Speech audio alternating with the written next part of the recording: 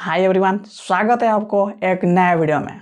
एक नया टॉपिक के साथ नया वीडियो में फिर से आपको स्वागत करता हूं। क्या आप इन्वेस्टमेंट करना चाहते हो, लेकिन आप इन्वेस्टमेंट करने के लिए आप देखते हो कि सोशल मीडिया में हो या टीवी मीडिया में देखो, कहीं भी आप देखो, सिर्फ एक ही बात आता है, वो है स्टॉक मार्केट। लेकिन आपको स्टॉक मार्केट के बारे में कुछ भी नहीं पता है। डोंट वरी, मैं आपको स्टॉक मार्केट के बारे में कुछ भी नहीं बताऊंगा। मैं ये चीज बताऊंगा कि स्टॉक मार्केट के अलावा कौन कौन सा ऐसे इन्वेस्टमेंट के तरीके होते हैं जहां पे आप इन्वेस्टमेंट कर सकते हो, आपका फ्यूचर प्लानिंग कर सकते हो या फिर आपका रिटायरमेंट का प्लानिंग कर सकते हो। आज और डिस्कस करेंगे। आज हम देखेंगे कि इस वीडियो में वीपीएफ क्या होता है या फिर पीपीएफ क्या होता है या फिर ईपीएफ क्या होता है, और यहाँ पे एसआईपी क्या होता है और फिक्स डिपॉजिट क्या होता है, इसमें इंटरेस्ट कितना मिलता है और यहाँ पे कितना टाइम तक हम इन्वेस्टमेंट कर सकते हैं, रिटर्न हमको कैसा मिलता है, वो हम इस वीडियो में हम डिस्कस करेंगे। डोंट वरी, मैं आपको शेयर मार्केट के बारे में बिल्कुल भी नहीं बताऊंगा। ठीक है, चलिए वीडियो को शुरू करते हैं। पहला आता है वीपीएफ। वीपीएफ यानी कि voluntary provident fund. Voluntary provident fund में क्या होता है कि यहाँ पे 10.15% के आपको एनुअल इंटरेस्ट मिल जाता है। लेकिन बात यह है कि दोस्तों, ये सिर्फ सैलरी पोर्शन के लिए है। कोई अगर नौकरी करता है, कोई कंपनी में काम करता है, तो उन लोगों के लिए डोंट वरी।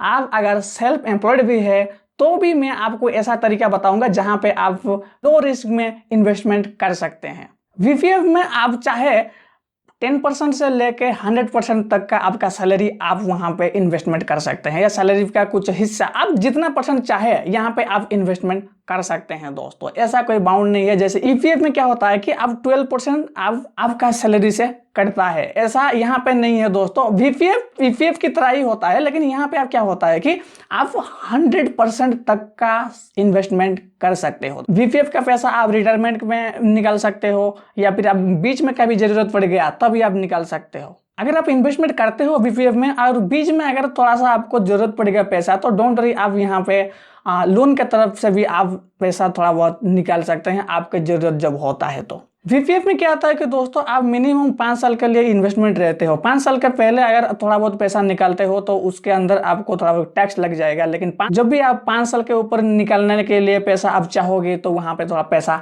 नहीं लगेगा, मतलब टैक्स नहीं लगेगा, टैक्स फ्री होता है दोस्तों। दूसरा होता है दोस्तों पीपीएफ, यानी कि पर्सनल प्रोविडेंट फंड। यहाँ पे इंडिया का हर नागरिक यहाँ पे इन्वेस्टमेंट कर सकता है, चाहे वो सेल्फ एम्प्लॉयमेंट क्यों ना हो, वो भी यहाँ पे पैसा डिपॉजिट कर सकता है या फिर इन्वेस्टमेंट कर सकता है। ये एक सरकारी स्कीम है। यहाँ का टाइम पीरियड होता है 15 साल और यहाँ पे 8.7% के ब्याज भी आपको मिलता है। दोस्तों, अगर आप पीपीएफ में अगर पैसा निकालना चाहोगे तो 6 साल बाद 5% का हिस्सा, या 6 साल बाद आपका जो पैसा इन्वेस्टमेंट हुआ है उसमें से 5% का हिस्सा आप निकाल सकते हो। तीसरा आता है दोस्तों ईपीएफ। ईपीएफ तो आपको थोड़ा बहुत कुछ लोगों को तो मालूम होगा ही, क्योंकि लोग नौकरी करते हैं उसमें से ईपीएफ कटता है। ईपीएफ, या जो लोग नौकरी करते हैं या फिर किसी कंपनी में काम करते हैं तो उन लोगों का जो सैलरी आता है, सैलरी से 12% ईपीएफ के खाता में जाता है। ये कंपलसरी होता है, 12% मिनिमम तक कटेगा ही कटेगा दोस्तों।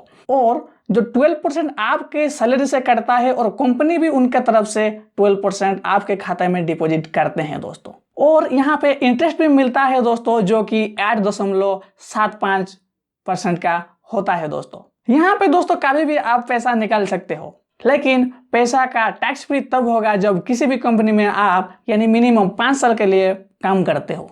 चौथा होता है दोस्तों एसआईपी, यानी कि सिस्टमेटिक इन्वेस्टमेंट फंड। एसआईपी में क्या होता है कि यहाँ पे आप पैसा आपके हिसाब से इन्वेस्टमेंट कर सकते हो, यानी कि मिनिमम 500 रुपए से भी आप यहाँ पे इन्वेस्टमेंट कर सकते हो दोस्तों। यहाँ पे आप मंथली, वीकली, क्वार्टरली या फिर एनुअली आप यहाँ पे इन्वेस्टमेंट कर सकते हो। और एसआईपी में क्या होता है कि दोस्तों, जो स्टॉक मार्केट में होता है, डिफरेंट चीज़ों में होता है, जो वहाँ पे भी पैसा आपका इन्वेस्टमेंट रहता है और यहाँ पे थोड़ा सा फ्लक्चुएट कर सकता है। जहाँ यहाँ पे इन्वेस्टमेंट रेट जो होता है दोस्तों, कम या ऊपर भी हो सकता है दोस्तों। चौथा है दोस्तों फिक्स डिपॉजिट। फिक्स डिपॉजिट एक आसान तरीका होता है पैसा को ग्रो करने के लिए, लेकिन हालांकि इन्फ्लेशन रेट को बीट नहीं कर पाता है। यहाँ का जो परसेंटेज का जो एनुअल इंटरेस्ट जो होता है, जो इन्फ्लेशन रेट को बीट नहीं कर पाता है। लेकिन ऐसे भी बहुत सारे कंपनी है या फिर बहुत सारे बैंक हैं जहाँ पे आपको अच्छा इंटरेस्ट रेट आपको दे देते हैं। इन्वेस्टमेंट में रिस्क भी कम होता है, इसमें एक तय किया हुआ समय सीमा तक पैसा इन्वेस्टमेंट आप करते हो और इसी के बीच में आपका पैसा भी ग्रो होता है। इसमें आप चाहे तो फिक्स डिपॉजिट में 1 साल के लिए भी फिक्स डिपॉजिट करवा सकते हो या फिर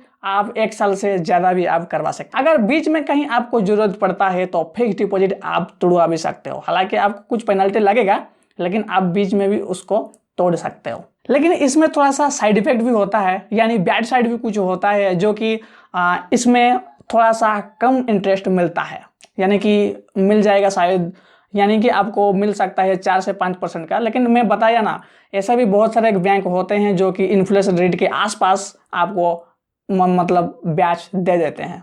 एफडी में और भी एक बैड साइड है दोस्तों। अगर आपको 1000 रुपये से ज़्यादा ब्याज मिला तो फिर गवर्नमेंट को 10% के हिसाब से आपको टैक्स भी देना पड़ता है। अभी हम देखते हैं बोनस पॉइंट 1। बोनस पॉइंट 1 में क्या होता है, आप म्यूचुअल फंड में आप इन्वेस्टमेंट कर सकते हो दोस्तों। म्यूचुअल फंड में क्या होता है मैं थोड़ा बहुत बता देता हूं।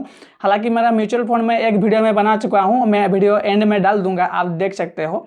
म्यूचुअल फंड में क्या होता है दोस्तों, बहुत सारे इन्वेस्टर से पैसा लिया जाता है, यानी कि मैं भी एक इन्वेस्टर हो सकता हूँ। अगर मैं पैसा इन्वेस्ट करना चाहता हूँ तो मैं भी इन्वेस्टमेंट कर सकता हूँ, या मैं भी एक इन्वेस्टर हो गया। तो बहुत सारे इन्वेस्टर से पैसा लेते हैं और उसको इकट्ठा करके उस पैसे को डाइवर्सिफाई कर देते हैं।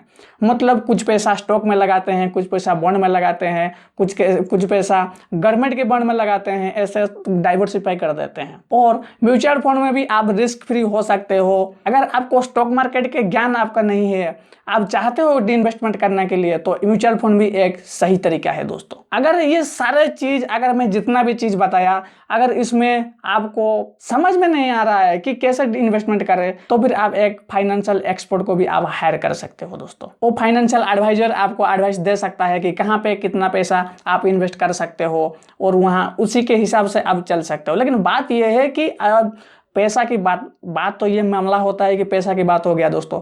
पैसा आप किसी के ऊपर भरोसा करके नहीं दे सकते। जब भी आप अगर फाइनेंशियल एडवाइजर अगर आप हायर करते हो तो उसका मतलब उसका एड्रेस देखिए, वो बंदा अगर जेन्युइन है कि नहीं, उसका सर्टिफिकेट देखिए, बहुत सारे तमाम चीज़ें देखिए, फिर उसको हायर करिए। नहीं तो अगर आपका पैसा कहीं पे भी लगा सकता है और डुबा भी सकता है वो। तो गाइस आज इतना ही, फिर मिलते हैं एक नए वीडियो में, तब तक के लिए बाय दोस्तों।